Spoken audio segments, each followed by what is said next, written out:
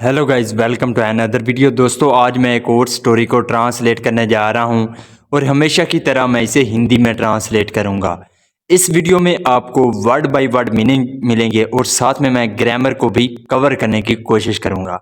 तो आपसे गुजारिश है, इस वीडियो को लास्ट तक ज़रूर देखिएगा ताकि आप इसको अच्छे तरीके से समझ सकें।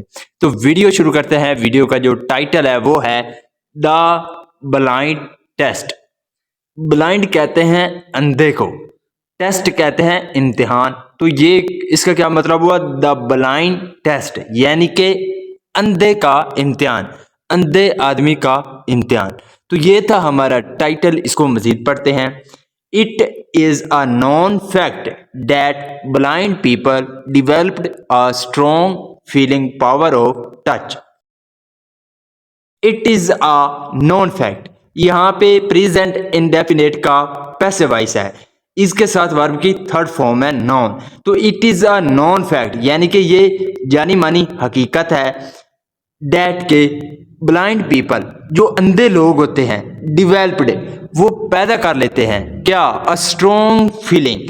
तो एक स्ट्रॉन्ग यानी कि मजबूत जो फीलिंग है, फीलिंग पावर ऑफ टच यानी कि छूने की जो क्षमता है, वो क्या कर लेते हैं? डिवेल्प कर लेते हैं अंधे लोग। तो इसका क्या मतलब हुआ? It is a non fact that blind people developed a strong feeling power of touch, कि ये जानी मानी हकीकत है कि जो अंधे लोग होते हैं वो छूने की जो क्षमता है उसको क्या कर लेते हैं? डिवेल्प कर लेते हैं। Their touch acts as their eyes. Their touch यानी कि उनकी जो छूने की जो हस है, एक्ट्स वो काम करती है एज देयर आइज जैसा कि उनकी आंखें, यानी कि उनके जो छूने की क्षमता है वो उनकी आंखों की तरह काम करती है। बट लेकिन अ किंग एक राजा वॉज अनकन्विंस्ड अबाउट इट, लेकिन एक राजा वॉज था क्या? अनकन्विंस्ड। कन्विंस्ड का मतलब होता है राजी होना, लेकिन यहाँ पे है अनकन्विंस्ड जिसका मतलब होता है राजी ना होना। तो लेकिन एक राजा राजी नहीं था अबाउट इट, इस बारे में। तो इसका क्या मतलब हुआ? But a king was unconvinced about it, लेकिन एक राजा इस बारे में राजी नहीं था, यानी कि वो ये नहीं मानता था। There was a blind man. तो यहाँ पे सिंपल पास्ट का यूज किया गया है जब वाज या वर के साथ एडजेक्टिव या नाउन को लेकर वाक्य बनाया जाता है तो वो सिंपल पास्ट का वाक्य कहलाता है। और ये जो सेंटेंस होते हैं वो मोस्टली देयर से इनका क्या होते हैं? स्टार्ट होते हैं ये। तो there was a blind man, तो एक अंधा आदमी था। हु यूज टू टेल, यहाँ पे जो हु है ये रिलेटिव प्रोनाउन है जो कि अंधे आदमी के लिए लगाया गया है। तो यानी कि एक अंधा आदमी था हु यूज टू टेल, जो क्या किया करता था? टेल बताया करता था ऑल फैक्ट्स, यानी कि जो सभी जो फैक्ट्स हैं, हकीकत है, सच है, उनको बताया करता था। अबाउट एन ऑब्जेक्ट, एक चीज के बारे में, bye touching it, touching it इसको छू कर। तो इसका क्या मतलब हुआ कि एक अंधा आदमी था जो कि चीजों को छू कर उनका जो हकीकत है वो बताया करता था। यूज टू का प्रयोग हम तब करते हैं जब हमने पास्ट की कोई हैबिट बतानी हो, यानी कि पास्ट में कोई व्यक्ति प्रॉपर कोई काम किया करता था, तब हम यूज टू का प्रयोग करते हैं। तो there was a blind man who use to tell all facts about an object by touching it. एक अंधा आदमी था जो कि चीजों को छू कर उनकी जो हकीकत है, उनका जो सच है वो बताया करता था। The king summoned him to his court. Summon का मतलब होता है बुलावा भेजना। तो जो राजा था उसने बुलावा भेजा उसे टू हिज कोर्ट, अपने दरबार में। व्हेन जब द ब्लाइंड मैन अराइव्ड, जब जो अंधा आदमी था अराइव्ड वो पहुंचा। He was given a high seat to sit. He was given उसे दी गई, यहाँ पे वाज के साथ वर्ब की थर्ड फॉर्म का यूज किया गया है। जब वाज या वर्ब के साथ वर्ब की थर्ड फॉर्म का यूज किया जाता है तो ये पास्ट इंडेफिनेट का पैसिव वॉइस कहलाता है। तो ही वॉज गिवन उसे दी गई अ हाई सीट, तो एक हाई सीट दी गई। टू सिट बैठने के लिए। At the king's order a courtier put a wolf cub in the lap of the blind man.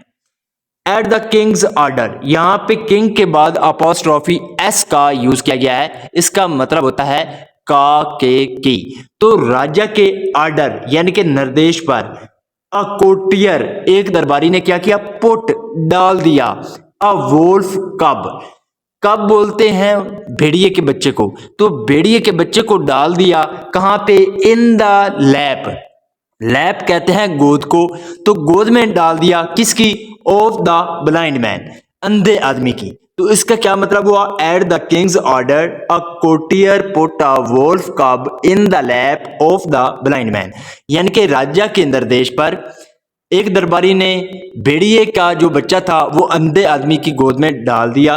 He touched the कब with his hand and probed it, he touched, touch का मतलब होता है छूना, तो उसने छुआ द कब यानी कि जो भेड़िए का बच्चा था उसको छुआ किसके साथ, विद हिज हैंड, अपने हाथ के साथ, एंड प्रोब्ड इट, प्रोब का मतलब होता है जांच लेना यानी कि जांच कर लेना, तो यहाँ पे सेकंड फॉर्म है प्रोब्ड इट, तो उसने क्या कर लिया, जांच कर ली। तो इसका क्या मतलब हुआ, ही टच द कब with his hand and probed it, उसने जो भेड़िया का बच्चा था उसको अपने हाथ के साथ छुआ और उसकी जांच कर ली। द किंग आस्क्ड, तो राजा ने पूछा, what are you holding in your lap, what are you holding, तुम क्या पकड़े हुए हो, होल्ड का मतलब होता है पकड़ना, तो यहाँ पे ING है यानी कि ये जो है प्रेजेंट कंटिन्यूअस टेंस का सेंटेंस है। तो व्हाट आर यू होल्डिंग, तुम क्या पकड़े हुए हो, इन यूर लैप, अपनी गोद में। द ब्लाइंड अनाउंस्ड, तो जो अंधा था उसने क्या किया, अनाउंस्ड, उसने ऐलान किया, यूर हाइनेस ए महाराज, it is either a fox cub or a wolf cub, it is other, या तो ये है क्या, अ फोक्स कब, फोक्स कहते हैं लोमड़ी को, कब कहते हैं लोमड़ी के बच्चे को, तो या ये तो लोमड़ी का बच्चा है, और अ वोल्फ कब या भेड़िए का बच्चा है। वन थिंग इज सर्टेन, एक चीज पक्की है, डेट के it should not be kept in the lamps enclosure, it should not be kept, इसको नहीं रखा जाना चाहिए, कहाँ पे, इन द लैम्प्स, लैम्प्स बोलते हैं मेमनों को, इनक्लोजर कहते हैं यानी कि जो बाड़ा होता है, तो जो मेमनों का बाड़ा होता है उसमें इसको नहीं रखा जाना चाहिए, ये बात पक्की है। द किंग वॉज प्लीज्ड, तो जो राजा था वो खुश हुआ, and he rewarded the blind man, reward का मतलब होता है किसी को इनाम देना, तो उसने अंधे आदमी को इनाम दिया।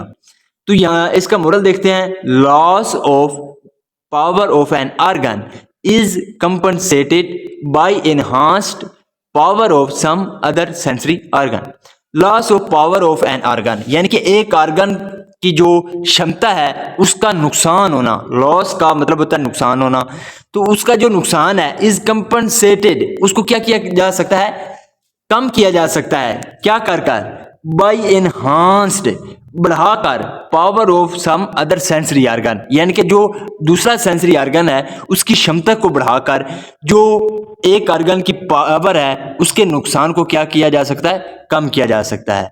So this is the video guys, अगर आपको पसंद आई हो तो इस वीडियो को लाइक कर दें, चैनल को सब्सक्राइब कर दें ताकि इसी तरह की आने वाली वीडियो आप तक पहुंचती रहे। Have a nice day, good bye.